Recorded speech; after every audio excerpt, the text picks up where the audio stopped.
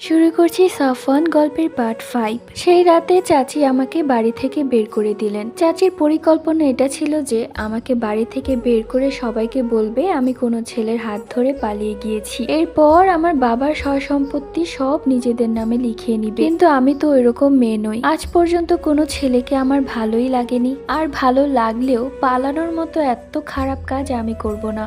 চাচি আমাকে বাইরে বের করে দিয়ে গেট লাগিয়ে দিলেন। সারা রাত আমি উঠোনের সিঁড়িতে বসে রইলাম। বসে থাকতে থাকতে কখন যে গা হেলিয়ে ঘুমিয়ে পড়েছি তা আমি নিজেও বলতে পারবো না। সারাদিনের এত খাটাখাটনি করলে সারা দিন পর তো রাতে ঘুম আসবেই, তাই অনেক চেষ্টা করেও আমি আমার ঘুমটাকে আটকাতে পারলাম না। সকালবেলা চাচি দরজা খুললো ভালো একটা মন নিয়ে। মনে মনে ভাবতে লাগলো হয়তো আমি কোথাও চলে গিয়েছি, আর আজ সে সবাইকে একত্র করে বলবে আমি কোনো ছেলের সাথে পালিয়ে গিয়েছি। আমার চরিত্রের সমস্যা আছে, আমি খারাপ, এই আর কি।